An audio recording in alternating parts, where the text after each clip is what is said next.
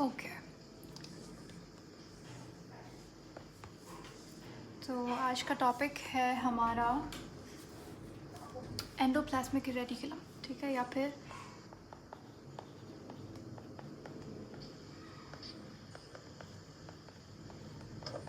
Endoplasmic reticulum, ठीक है, इसे आप ER भी कह सकते हैं। एंडोप्लाज्मिक रेटिकुलम, जैसे ये आपके पास सेल है, ये न्यूक्लियस है, न्यूक्लियस से नियरेस्ट जो ऑर्गेनल प्रेजेंट होता है वो एंडोप्लाज्मिक रेटिकुलम है, ठीक है। ये मेम्ब्रेन से बनी हुई आपके पास बेसिकली मेम्ब्रेन के स्टैक्स होता है एक दूसरे से जुड़े हुए। इसे हम क्या कहेंगे, ये मेम्ब्रेन को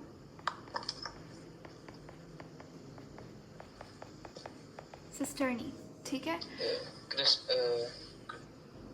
सिस्टर्नी। अच्छा, ये जो आप अभी बात कर रहे हैं वो जी मैम। क्रिस्टा, वो क्रिस्टा कहाँ पे होती है? वो माइटोकॉन्ड्रिया में होती है। माइटोकॉन्ड्रिया की जो इनर मेम्ब्रेन है, जिसके अंदर बहुत सारे फोल्ड्स होते हैं जहाँ पे इलेक्ट्रॉन ट्रांसपोर्ट चेन होती है, उसे हम क्रिस्टा कहते हैं, ठीक है। जी। अच्छा, अब एंडोप्लाज्मिक रेटिकुलम हमारे पास, इसे हम डिवाइड करते हैं दो पार्ट्स में। एक है रफ एंडोप्लाज्मिक रेटिकुलम, मैं R से रफ लिखा है मैंने, ठीक है। एक को हम कहते हैं SER यानी कि स्मूथ एंडोप्लाज्मिक रेटिकुलम। दोनों में डिफरेंस क्या है? डिफरेंस ये है कि रफ एंडोप्लाज्मिक रेटिकुलम, हाँ, रफ पे क्या होता है? रफ पे राइबोसोम प्रेजेंट होता है जबकि स्मूथ पे नहीं होते। एग्जैक्टली तो बेसिकली इसका स्ट्रक्चर रफ कैसे होता है? राइबोसोम क्या है? राइबोसोम एक तरीके का आपके पास ग्रैन्यूल्स हैं, ठीक है।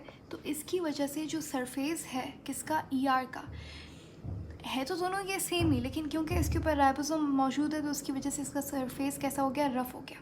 जिसके पास नहीं है, जिसके ऊपर राइबोसोम प्रेजेंट नहीं है, तो वो एरिया ER का कहलाता है स्मूथ एंडोप्लाज्मिक रेटिकुलम, ठीक हो गया।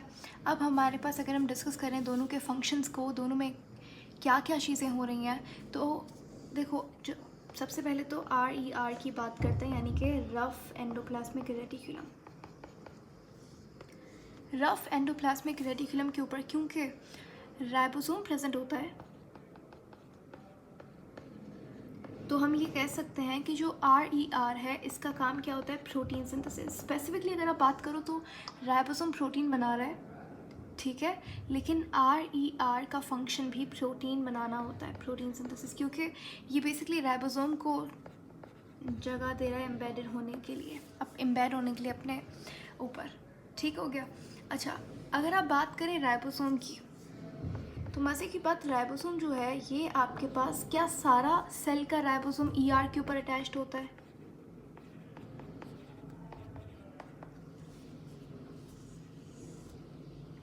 No ma'am. बिल्कुल सही, ऐसा नहीं है। पता है, जो आपके पास राइबोसोम है वो साइटोप्लाज्म में भी मौजूद होता है। तो ये एंडोप्लाज्मिक रेटिकुलम वाला राइबोसोम है ये, और साइटोप्लाज्मिक राइबोसोम, जिसे आप क्या कहते हैं, फ्री राइबोसोम। फ्री राइबोसोम क्यों कहेंगे? क्योंकि ये अटैच्ड नहीं है, ये फ्री है, सही है। और ये आपके पास अटैच्ड राइबोसोम है किससे, ER से। तो एक आपके पास रफ एंडोप्लाज्मिक रेटिकुलम वाला राइबोसोम है और दूसरा फ्री राइबोसोम। दोनों में डिफरेंस क्या है, फ़र्क क्या है, डिफरेंस क्या है, क्या कोई डिफरेंस है भी या नहीं?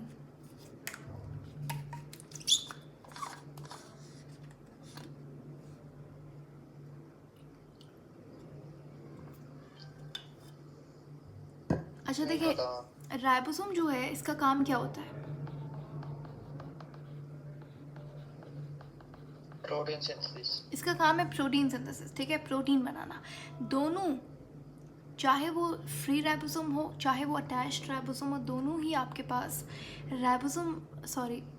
प्रोटीन बना रहा है, ठीक है। दोनों तरह ये जो राइबोसोम है, दोनों टाइप्स, ये आपके पास प्रोटीन सिंथेसिस कर रहा है। लेकिन फ़र्क ये है कि जो फ्री राइबोसोम है वो इंट्रा सेल्यूलर प्रोटीन बनाता है।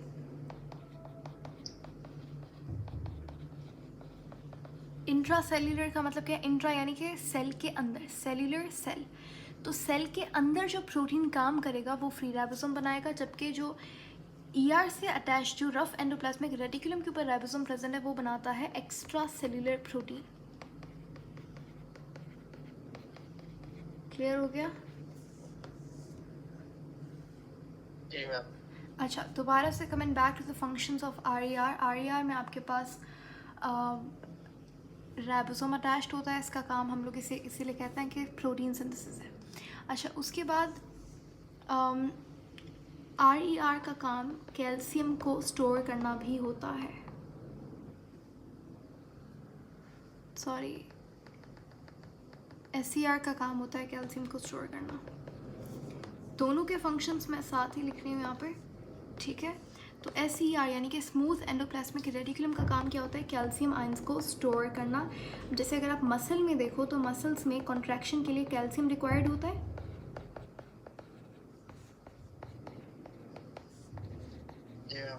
ठीक है, कैल्शियम के बगैर आपके पास मसल कॉन्ट्रैक्शन नहीं हो सकती। कैल्शियम रिलीज होगा तभी। कैल्शियम क्यों रिक्वायर्ड होता है? जैसे ये आपका न्यूरॉन है, ठीक है, ये एक्सॉन टर्मिनल्स हैं। अब ये जो एक्सॉन टर्मिनल्स हैं इनमें आपके पास न्यूरो ट्रांसमीटर वेसिकल्स होता है। जब तक कैल्शियम नहीं आता तो ये न्यूरो ट्रांसमीटर यहाँ से वेसिकल से रिलीज़ नहीं हो पाता, तो इसीलिए दूसरे न्यूरॉन तक मैसेज नहीं आगे कन्वे होता है, जिसको हम इम्पल्स कहते हैं। तो बेसिकली क्या होता है कि न्यूरॉन जब मैसेज लेकर जाता है किसके पास? ब्रेन के पास। तो ये जो the process of conveying message या फिर from one neuron to another neuron, this is called as impulse, ठीक है, इम्पल्स जनरेशन। तो एक तो पहली बात तो इम्पल्स के लिए, इम्पल्स जनरेशन के लिए आपको कैल्शियम की रिक्वायरमेंट होती है। तो ये कैल्शियम कहाँ से आता है? ये स्टोर्ड होता है SER स्मूथ एंडोप्लाज्मिक रेटिकुलम में। दूसरी बात, मसल कॉन्ट्रैक्शन में भी कैल्शियम रिक्वायर्ड होता है। कैल्शियम आता है तभी आपके पास जो एक्टिन और मायोसिन है वो बाइंड होते हैं और दोनों मिलते हैं, उसी वजह से क्या होती है? कॉन्ट्रैक्शन होती है, ठीक है। तो मसल कॉन्ट्रैक्शन हो या फिर न्यूरॉन में आपके पास इम्पल्स जनरेशन हो, तो ये दोनों चीज़ों में आपके पास कैल्शियम रिक्वायर्ड होगा। ये बात समझ आ गई? जी। ठीक है। अच्छा, तो कैल्शियम कहाँ पे स्टोर्ड होता है? SER के अंदर। तो अब क्योंकि मसल में कॉन्ट्रैक्शन के लिए कैल्शियम रिक्वायर्ड होता है, इसीलिए क्या मैं कह सकती हूँ मसल में जो स्मूथ एंडोप्लाज्मिक रेटिकुलम होती है वो डेवलप्ड होती है, इट्स हाईली डेवलप्ड, ठीक है।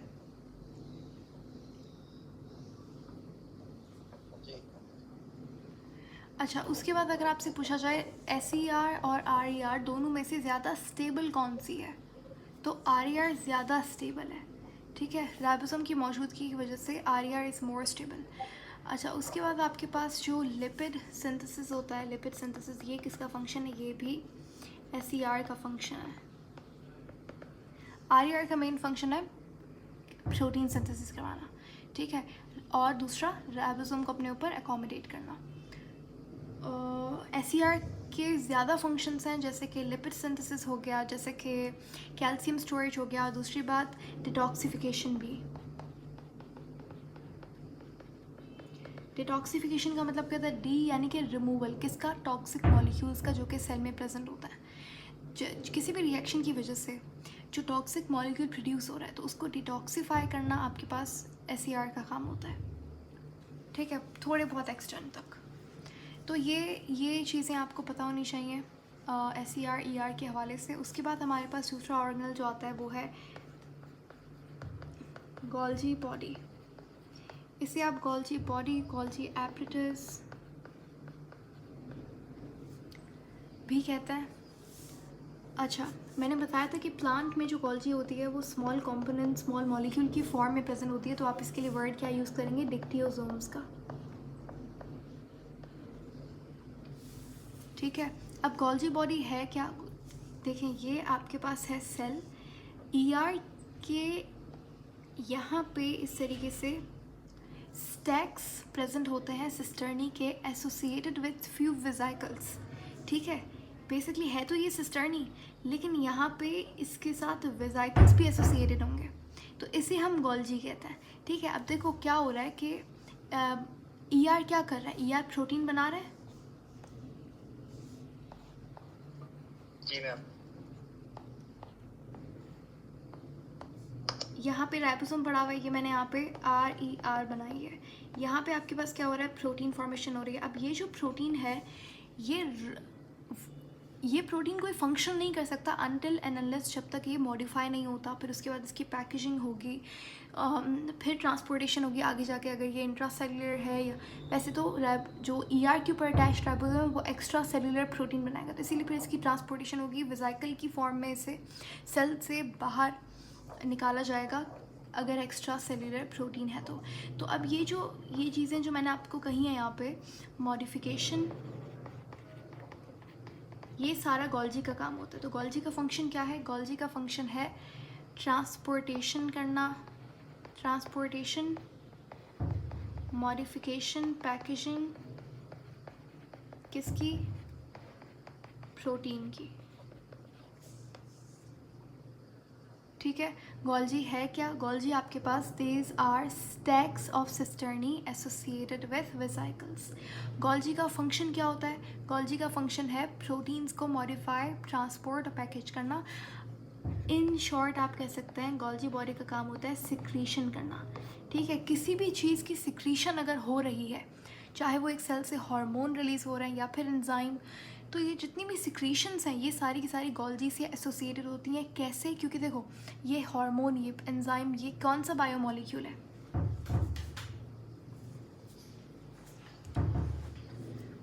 प्रोटीन है ना ये। तो प्रोटीन बनाता तो ER है, लेकिन उसके बाद उसकी जो मॉडिफिकेशन, ट्रांसपोर्टेशन, उसकी सिक्रीशन, ये सारी चीज़ें गोल्जी करेगी। तो अगर तो कोई एक ऐसा सेल है, एक ऐसा ऑर्गन है जिसके अंदर सिक्रीशन का काम ज़्यादा है, तो वहाँ पे गोल्जी जो है वो क्या होगी, वो एडवांस्ड होगी या फिर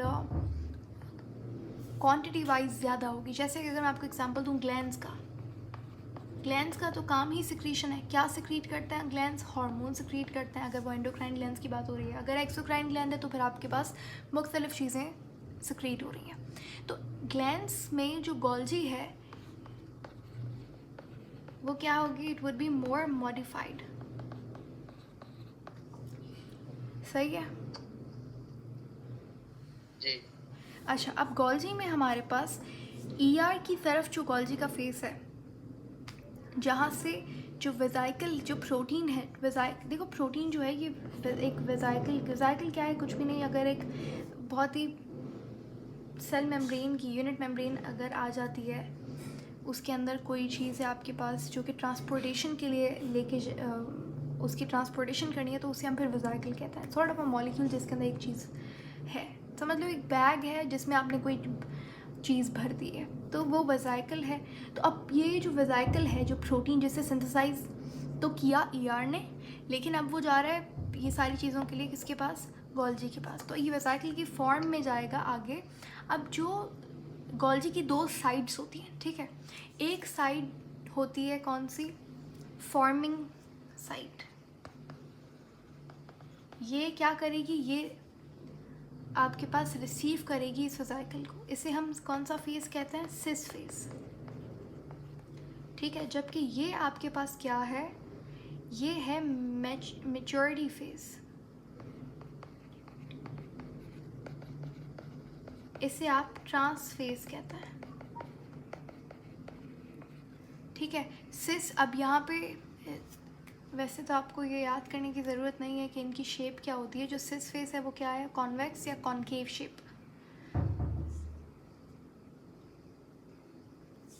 सिस जो है वो, चलें, this is a question for you. आपने बताना है, आपने फाइंड आउट करना है कि सिस फेस का शेप क्या होगा। या तो कॉन्वेक्स है, या तो ये क्या है, या तो कॉनकेव होगा या तो कॉन्वेक्स होगा। ओके जी मैम। अच्छा, अब मैं एक आपको एग्जांपल दूं, एक वेसिकल जो कि गोल्जी ने फॉर्म किया। आपको पता है लाइसोसोम जो है, लाइसोसोम आपके पास एक वेसिकल है जो कि कौन बनाता है, गोल्जी बनाता है। ठीक है, इट्स अ सिक्रीटरी वेसिकल जो कि गोल्जी फॉर्म करता है। इसके बाद मैंने, इफ यू रिमेंबर, हमने बात की थी किसकी, प्लांट में मिडिल लैमेला की। जी मैम। ठीक है। और मिडिल लैमेला किससे बनी हुई होती है?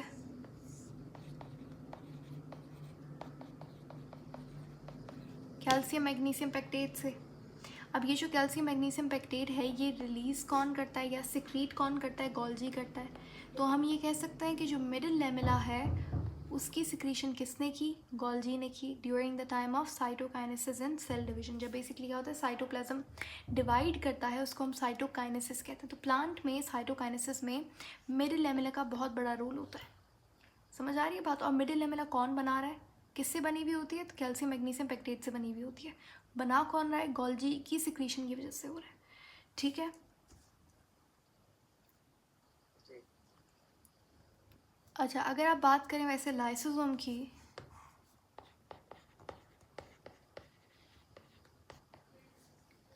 तो लाइसोसोम क्या करता है? लाइसोसोम हमारे पास स्प्लिटिंग बॉडीज़ होती हैं जिन्हें हम लाइसोसोम कहते हैं। इसके अंदर समझ लो एक वेसिकल है जिसमें आपके पास बहुत सारा क्या मौजूद है? Hydrolytic enzyme. हाइड्रोलिटिक एंजाइम का मतलब क्या? हाइड्रो यानी कि पानी, लिटिक यानी कि लिसिस से निकला है ब्रेक डाउन। तो ऐसा एंजाइम जो कि वाटर को यूज़ करके ब्रेक डाउन करे मॉलिक्यूल का, वो कहलाता है हाइड्रोलिटिक एंजाइम। ठीक है। अब लाइसोसोम में मौजूद होता है हाइड्रोलिटिक एंजाइम। लाइसोसोम का काम क्या है? इसका काम है डाइजेशन करना मॉलिक्यूल्स की। इसका काम है ये सेल डेथ में भी हेल्प कर सकता है अगर इंटेंडेड सेल डेथ है, प्लान्ड सेल डेथ है। बेसिकली सेल डेथ दो तरीके से होती है, या तो एक्सीडेंटल सेल डेथ हो सकती है। एक्सीडेंटल जैसे किसी भी वजह से कोई किसी एक्सीडेंट की वजह से, गलती की वजह से आपको कट लग गया, ठीक है, तो वो एक्सीडेंटल सेल डेथ है। वो क्या कहलाएगी? वो कहलाएगी नेक्रोसिस। सेल आप खुद ब खुद मरने लगेंगे बिकॉज ऑफ सम डिजीज़ या फिर सम एक्सीडेंट, सम कट। ठीक है। दूसरा हमारे पास क्या होती है? दूसरा होती है प्लान्ड डेथ। प्लान्ड डेथ क्यों बोलते हैं इसको हम सुसाइडल, इसको सेल सुसाइड भी बोलते हैं, क्योंकि इसमें सेल क्या कर रहा है? इसमें सेल प्लानिंग करके फिर खुद आपके पास लाइसोसोम के जो एंजाइम्स है वो सिक्रीट कर रहा है पूरे के पूरे साइटोप्लाज्म में। तो इसीलिए ये प्लान्ड डेथ कहलाती है या फिर सुसाइडल डेथ। इसे हम एपोप्टोसिस कहते हैं। ऐसा इसलिए जैसे फॉर एग्जांपल कोई सेल जो है वो बहुत पुराना हो चुका है, वो अब डिवाइड करने के लायक नहीं है, या फिर जैसे जैसे नए सेल्स बनते जाते हैं तो पुराने cells with growing age replace होते जाते हैं। तो वो जो पुराने सेल्स हैं वो कहाँ जाते हैं? जैसे अगर आप बात करें आरबीसी की ना, आरबीसी का लाइफ स्पैन कितना होता है? 120 डेज। ठीक है। उसके बाद ये आरबीसी क्या हो जाएगा? डेड। तो उसमें आपके पास ये जो सेल डेथ हुई ये एपोप्टोसिस कहलाएगी। और एपोप्टोसिस में लाइसोसोम का बहुत बड़ा रोल होता है। ये एपोप्टोसिस होती कैसे है? लाइसोसोम जो है वो फटता है, उसके सारे जो एंजाइम्स है वो साइटोप्लाज्म में चले जाते हैं। क्योंकि हाइड्रोलिटिक एंजाइम है तो वो पूरे सेल को ख़त्म कर देता है। ठीक है, वुड किल द सेल। ठीक है। लेकिन लाइसोसोम जो है वो डाइजेशन में भी काम आ रहा है।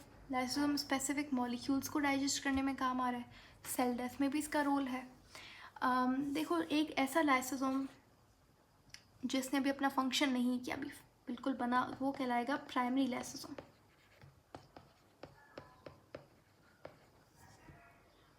ठीक है। अब जैसे अगर हम बात करें अमीबा में हमने पढ़ा था कि उनके अंदर कौन सी डाइजेशन होती है? इंट्रासेल्यूलर डाइजेशन होती है। तो उनकी बॉडी में मैंने बताया था कि लाइसोसोम की वजह से फूड डाइजेस्ट हो रहा है। ठीक है। तो बेसिकली प्राइमरी लाइसोसोम के साथ हमने क्या होता है अमीबा में, ये जो फूड वैक्यूल है ये जब अमीबा की बॉडी में आया तो प्राइमरी लाइसोसोम जाके अटैच होता है किसके साथ? फूड वैक्यूल के साथ। और ये क्या बनाएगा? ये बनाएगा सेकेंडरी लाइसोसोम। ठीक है। ये क्या बनाएगा? Secondary lysosome. सेकेंडरी लाइसोसोम वो है जो कि डाइजेशन करेगा। ठीक है। जी मैम। अच्छा, यहाँ तक क्लियर हो गया। अब सेकेंडरी लाइसोसोम जो है ये आपके पास कहलाएगा, जैसे ही डाइजेशन कंप्लीट हो गई ये कहलाएगा टर्शरी लाइसोसोम। इसमें कोई देखो मुश्किल बात नहीं है, कोई रटने वाली बात नहीं है, सिंपल सी एक चीज़ है। देखो, आपके पास फूड वैक्यूल अमीबा की बॉडी में एंटर किया, हमें पता है अमीबा में इंट्रा सेल्यूलर डाइजेशन होती है, हम में कौन सी डाइजेशन होती है? Extracellular. हमारे पास तो यार एक पूरा एक एलिमेंट्री कैनाल है, we have a proper very complex system of digestion. हमारे पास कैविटी में डाइजेशन होती है जिसे हम एलिमेंट्री कैनाल बोलते हैं या फिर गैस्ट्रो इंटेस्टिनल ट्रैक्ट बोलते हैं। अमीबा में या दूसरे सिंपल प्रोटोजोन्स के अंदर ऐसा नहीं होता, उनके सेल में डाइजेशन होती है, ठीक है। तो ये डिफरेंट मोड्स ऑफ डाइजेशन हमने पढ़े थे, ठीक है। आप चाहें तो रिविजन कर सकते हैं, उसके रिकॉर्डेड लेक्चर्स भी वहाँ पे मौजूद हैं। I guess I hope you are complete with that digestion वाला टॉपिक। तो वहाँ पे ओके गुड, वहाँ पे हमने ये कहा था कि फंजाई में जैसे एब्जॉर्प्टिव न्यूट्रिशन हो रही है, वो अपना खाना बॉडी के बाहर डाइजेस्ट करता है फिर उसे एब्जॉर्ब करता है, ठीक है। तो खैर अमीबा पे वापस आते हैं, तो उसमें क्या होता है? इंट्रा सेल्यूलर डाइजेशन होती है। तो फ्लूइड वैक्यूल जैसी बॉडी में उसके आया, उस बॉडी तो क्या ही एक सेल, ठीक है। तो यूनिसेल्यूलर होता है ना अमीबा, तो इसके सेल में जब इस एंटर किया क्या फूड वैक्यूल, तो प्राइमरी लाइसोसोम के साथ ही जाके अटैच हो गया। फिर लाइसोसोम ने रिलीज़ किया हाइड्रोलिटिक एंजाइम्स, उसने डाइजेशन की फूड वैक्यूल की, और ये बेसिकली उस वक्त आप क्या बोल रहे हो? लाइसोसोम को सेकेंडरी लाइसोसोम बोल रहे हो। डाइजेशन कंप्लीट हो गई, आप इसे बोलेंगे टर्शरी लाइसोसोम, ठीक है। टर्शरी लाइसोसोम क्या है? जो आपके पास खाना डाइजेस्ट हो गया वो हो जाएगा एब्जॉर्ब उसकी बॉडी में, एग्जैक्टली जो ना डाइजेस्ट हुआ वो टर्शरी लाइसोसोम कहलाएगा। यानी कि इसे आप एक रेजिडुअल बॉडी भी बोल सकते हैं, और ये एक्सोसाइटोसिस के थ्रू बॉडी के अमीबा की बॉडी के बाहर चली जाती है। इसे आप रेजिडुअल बॉडी भी कह सकते हैं। इसे आप ये होता क्या है? ये बेसिकली अनडाइजेस्टेड मटेरियल है।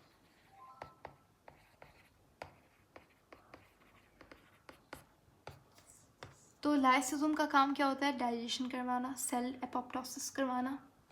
प्राइमरी सेकेंडरी लाइसोसोम ये वगैरह सब बात समझ आ गई।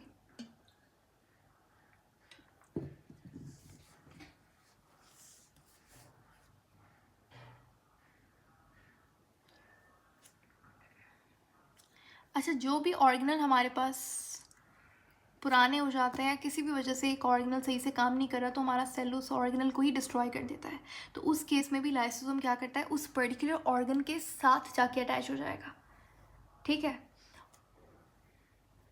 और उसे हम क्या कहेंगे? उसे हम ऑटोफेगोसोम भी कह सकते हैं।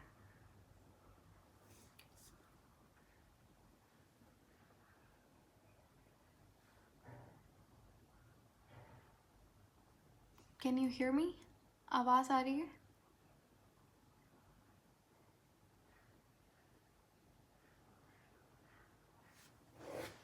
आई गेस यहाँ पे कुछ मसला हो गया, सो वील जस्ट 1-2 पॉइंट्स हमारे रह गए थे, वो जस्ट मेंशन करके we'll move to the next organelle, ठीक है। हमने अभी तक ये देखा कि चलो लाइसोसोम जो है वो प्राइमरी सेकेंडरी टर्शरी तो समझ आ गया। प्राइमरी क्या है? यानी कि अनयूज्ड लाइसोसोम जो है वो प्राइमरी है, जिसमें जो डाइजेशन हो रही है जहाँ पे, वो सेकेंडरी, या जस्ट अपनी अंडरस्टैंडिंग के लिए हमने इन्हें नाम दे दिया। ऐसा सच कोई डिफरेंस नहीं है, ऐसा कुछ कोई बड़ा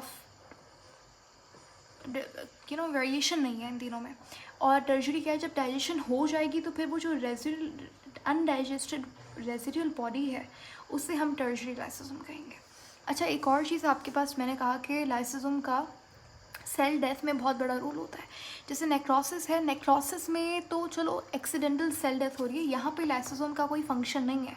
लेकिन प्लान्ड डेथ में लाइसोसोम क्या करेगा? पूरा साइटोप्लाज्म में अपने एंजाइम्स, हाइड्रोलिटिक एंजाइम्स फैला देगा, उसकी वजह से सेल ख़त्म, ठीक है।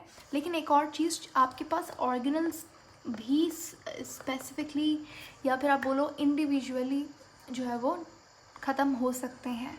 ऑर्गेनल्स की डिस्ट्रक्शन के लिए भी लाइसोसोम होता है। जैसे फॉर एग्जांपल मेरे पास एक सेल है, उसमें माइटोकॉन्ड्रिया जो है वो विथ टाइम ऑर्गेनल्स भी रिप्लेस होता है, ठीक है। तो जैसे माइटोकॉन्ड्रिया है, तो वो अगर मेरे पास एक सेल है, ठीक है, हमारे पास एक सेल है, ये आपके पास न्यूक्लियस, ER वगैरह ये सारे यहाँ पे ऑर्गेनल्स आ गए, ये हमारा छोटा सा यहाँ पे माइटोकॉन्ड्रिया है।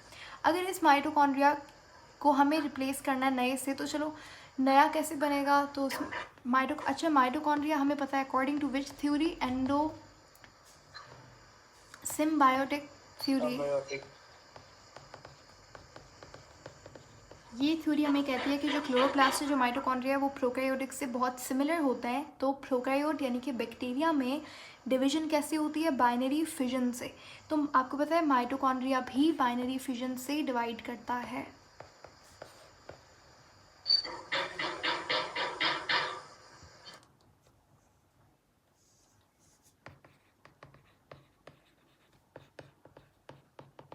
ठीक है, माइटोकॉन्ड्रिया भी बाइनरी फिजन से डिवाइड करेगा, जो कि एक फॉर्म ऑफ रिप्रोडक्शन है, ए सेक्शुअल रिप्रोडक्शन है, जो कि प्रोकैरियोट्स में होती है। यूकैरियोट्स की कैरेक्टरिस्टिक नहीं है binary fission. Coming back to अपना ऑर्गेनल वाला पार्ट, लाइसोसोम के बारे में हम बात कर रहे थे। अगर मुझे स्पेसिफिक ऑर्गन को ख़त्म करना है, उस केस में क्या होगा? लाइसोसोम जो है वो पूरे सेल में नहीं अपने हाइड्रोलाइटिक एंजाइम स्प्रेड करेगा, बल्कि जाके इस पर्टिकुलर ऑर्गेनल के साथ लाइसोसोम अटैच हो जाएगा। तो जब भी याद रखिएगा, जब भी लाइसोसोम स्पेसिफिक सेल के किसी पार्ट को डिस्ट्रॉय करे, ठीक है, तो ये क्या कहलाएगा? इसे हम कहेंगे ऑटोफेगोसोम। फैगो का मतलब क्या होता है? हमने फैगोसाइटोसिस, पिनोसाइटोसिस पढ़ा हुआ है, दोनों ही किसके? एंडोसाइटोसिस के टाइप्स हैं। फैगो यानी कि ईटिंग ऑफ सेल, और पिनोसाइटोसिस ड्रिंकिंग ऑफ सेल। ये बेसिकली हम लोग सिंपल लफ्ज़ों में इसको इस तरीके से डिस्क्राइब करते हैं। तो फैगोसोम, ऑटोफैगोसोम का मतलब क्या? ऑटो यानी कि खुद का। तो जब सेल खुद का कोई ऑर्गेनल डिस्ट्रॉय कर रहा है, फैगो यानी कि ईटिंग ऑफ दैट ऑर्गेनल, जोम यानी कि वो वेजिकल, वेजाइकल, या फिर आप किसी बॉडी के लिए यूज़ कर रहे हैं जोम को यहाँ पे। तो ये जो स्ट्रक्चर आपके पास है, जब लाइसोसोम किसी ऑर्गेनल के साथ अटैच होकर वो उस ऑर्गेनल को ख़त्म करेगा, तो ये कहलाएगा, ये स्ट्रक्चर कहलाएगा ऑटोफैगोसोम। लेकिन अगर लाइसोसोम जो है किसी फॉरेन पार्टिकल को डाइजेस्ट कर रहा है, जैसे अभी हमने थोड़ी देर पहले अमीबा के बारे में पढ़ा, अमीबा में क्या हो रहा है? फूड वैक्यूल की डाइजेशन कर रहा है लाइसोसोम, या फिर किसी भी और फॉरेन पार्टिकल के साथ लाइसोसोम अटैच होगा, उसको ख़त्म करेगा, उस, ठीक है, उसकी डिस्ट्रक्शन करेगा। तो उस केस में आप इसे क्या कह सकते हैं? नाउ दिस इज़ नॉट ऑटोफैगोसोम, इसे हम हेट्रोफैगोसोम कहेंगे।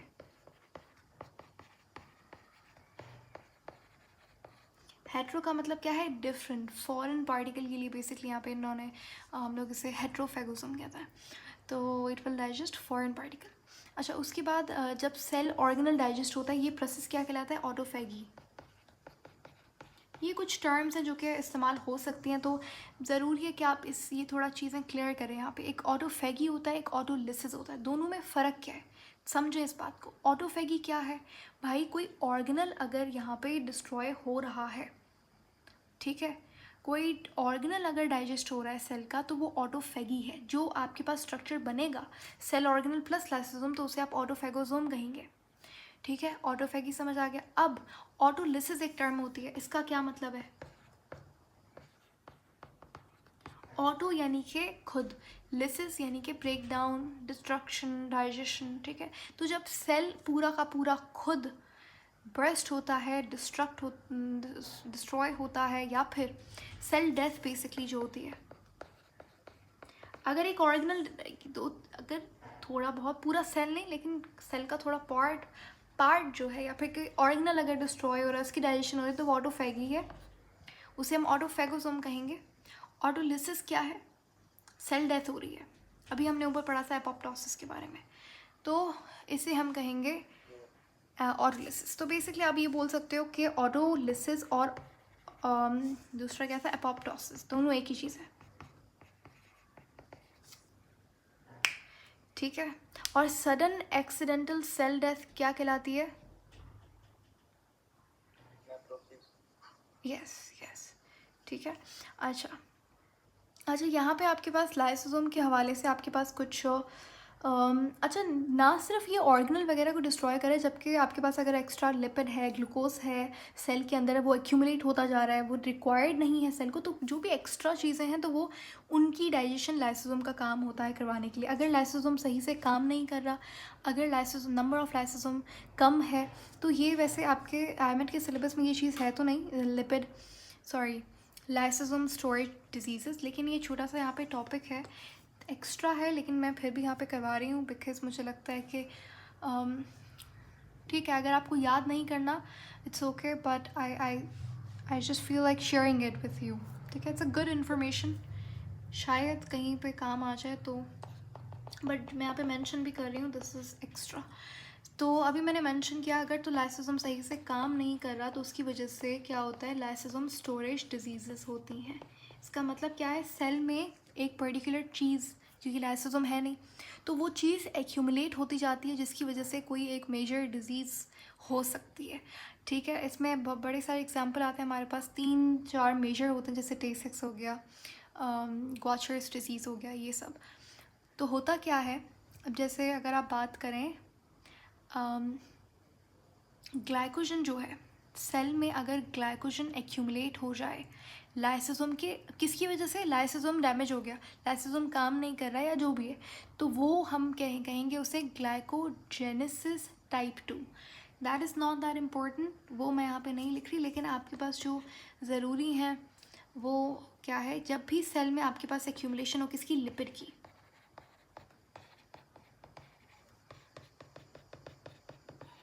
एक्यूमुलेशन हो लिपिड की, स्पेशली ब्रेन के में, तो वो क्या कॉज करती है, वो कॉज करती है मेंटल रिटार्डेशन, यानी कि वो जो नॉर्मल ग्रोथ है सेल की वो सही से नहीं हो पाएगी। इस कंडीशन को हम कहते हैं टेसेक्स, इसे हम क्या कहेंगे, टेसेक्स। ठीक है, अच्छा यहाँ पे वैसे ये एक दो एक्स्ट्रा पॉइंट्स भी हैं कि जो बेसिकली लिपिड होता है ये स्फिंगोलिपिड होता है। स्फिंगोलिपिड एक, जैसे हमारी जो सेल मेम्ब्रेन है वो बनी हुई होती है फॉस्फोलिपिड से, जो कि कोलिन से बना हुआ होता है, लेकिन ब्रेन की जो सेल वॉल है, सॉरी सेल मेम्ब्रेन है, उसमें फॉस्फोलिपिड के अलावा आपके पास स्फिंगोलिपिड भी होता है।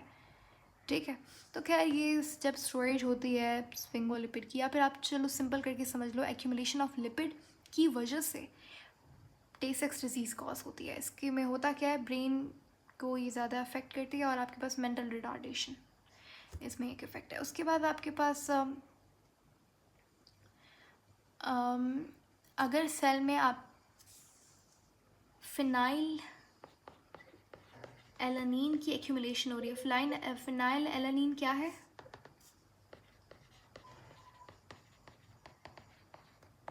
अमाइनो एसिड का नाम है। ठीक है, अगर इसकी स्टोरेज हो रही है एबनॉर्मली, यानी कि बेसिकली क्या हो रहा है, एक्यूमुलेशन सही लफ्ज़ होगा इसके लिए, सो यहाँ पे जो डिजीज़ कॉज होगी इसे हम कहेंगे फिनाइल कीटोयूरिया।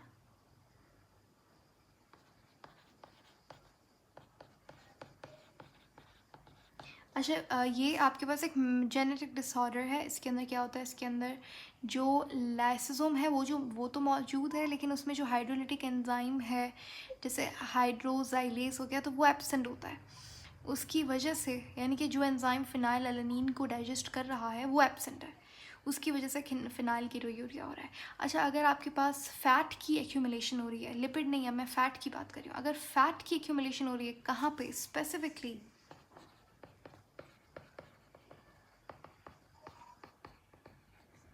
लिवर में, और दूसरा किसमें, स्प्लीन में, तो हम इसे क्या कहेंगे, हम इसे कहेंगे ग्वाचर्स disease.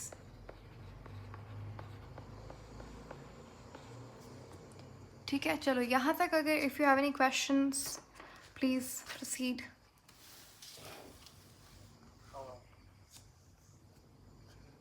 Okay, shall we move forward.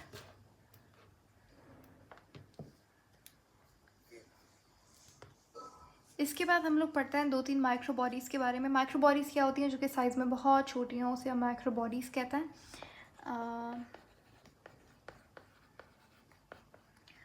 हमारे पास 3 ऑर्गेनल्स हैं जिनको माइक्रो बॉडीज़ कहते हैं। पहला है पेरोक्सिसोम,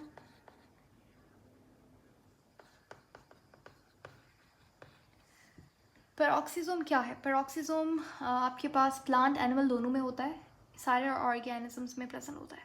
ठीक है, तो ऐसा नहीं है कि जो प्लांट में एनिमल में नहीं है, ये प्लांट एनिमल दोनों में होगा। इसका मेन काम क्या है, इसका मेन काम है डिटॉक्सिफिकेशन करना। ठीक है, अल्कोहल की डिटॉक्सिफिकेशन करना, और दूसरा मेन इसका पर्पस है डिकम्पोजिशन करना, किसकी, H2O2 की, हाइड्रोजन पेरोक्साइड की। ठीक है, पहला इसका फंक्शन क्या है मैं यहाँ पे लिख रही हूँ।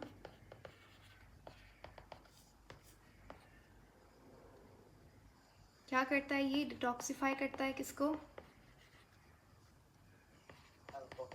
अल्कोहल को डिकम्पोज करेगा। डिकम्पोज मतलब तोड़ेगा H2O2 को। H2O2 क्या है? Hydrogen peroxide. हाइड्रोजन पेरोक्साइड हमारे लिए टॉक्सिक सब्सटेंस है, तो ये हमारी बॉडी जो है जल्दी से ब्रेक डाउन कर लेती है इसको अपने कंपोनेंट्स में। I guess oxygen and H2O will be produced here and then इस तरीके से H2O2 ब्रेक डाउन हो जाता है, डिकम्पोज हो जाता है। It's toxic for us. उसके बाद आपके पास if you remember bioenergetics के अंदर मैंने आपको कहा था कि फोटो रेस्पिरेशन एक ऐसा प्रोसेस है जिसमें रुबिस्को जो है वो कार्बन डाइऑक्साइड के बजाय ऑक्सीजन के साथ अटैच हो जाता है, और एक बहुत ही बुरा सा प्रोसेस शुरू होता है, वेस्टफुल प्रोसेस एकदम। ना तो उसमें ग्लूकोज बनता है ना, और हमारा ATP भी यूज़ होता है, और जितना थोड़ी बहुत कार्बन डाइऑक्साइड होती है वो भी यूज़ होती है। रिमेंबर, तो फोटो रेस्पिरेशन में पेरोक्सिज्म इस्तेमाल हो रहा था। फोटो रेस्पिरेशन में 3 ऑर्गेनल्स इन्वॉल्व होता है, ये याद कर लीजिएगा कौन कौन से। पहला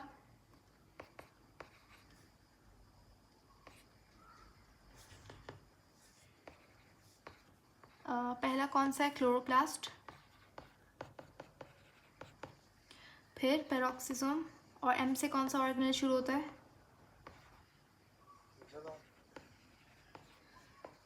मीसोसोम। मीसोसोम तो आपका बैक्टीरिया में होता है।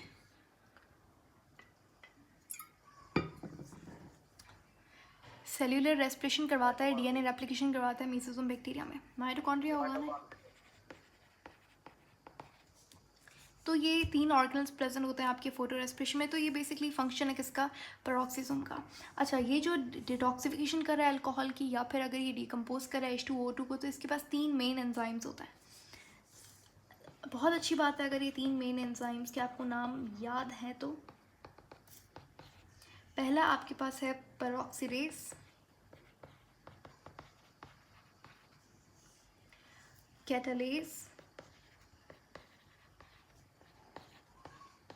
and the third one is glycolysis, acid, glycolysis नहीं, glycolic acid oxidase।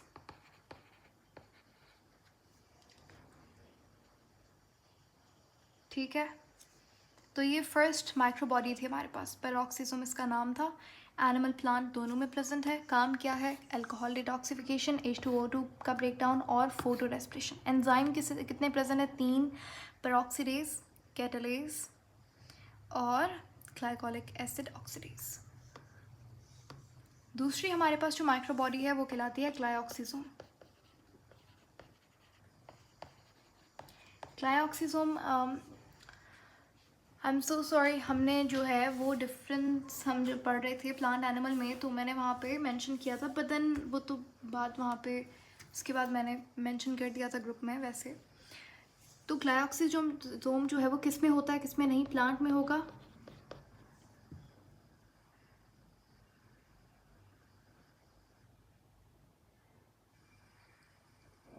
जी मैम।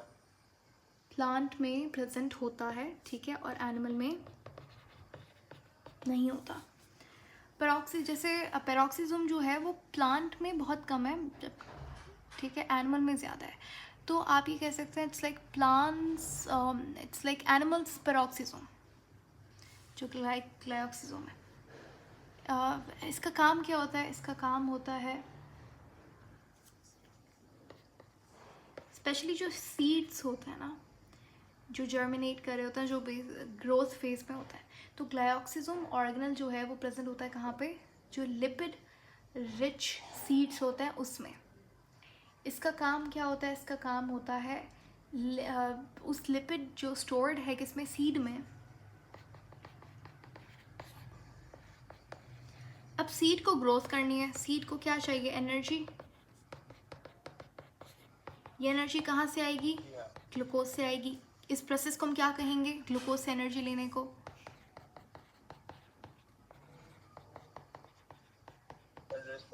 सेलुलर रेस्पिरेशन, ठीक है। अब यहाँ पे हमारे पास ये जो लिपिड है, अब फैट के अंदर लिपिड ज़्यादा है, तो अब होता क्या है, ग्लाइकोलिसिस क्या करता है, ग्लाइकोलिसिस हमारे पास ये जो लिपिड है इसको कन्वर्ट करेगा किस में, ग्लूकोज में। यहाँ पे एक साइकिल चलती है जिसको हम ग्लाइकोसिलेट साइकिल कहते हैं।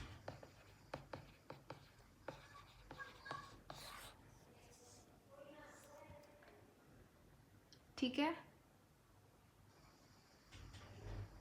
जी मैम। ओके। तो ग्लाइकोसिलेट क्या कर रहा है, ये आपके पास फैटी एसिड को या फिर आप बोल सकते हैं लिपिड को कन्वर्ट कर रहा है किस में, कार्बोहाइड्रेट में, सीड में। तो ये दो हमारे पास क्या हो गई, माइक्रोबॉडीज हो गई। उसके बाद आता है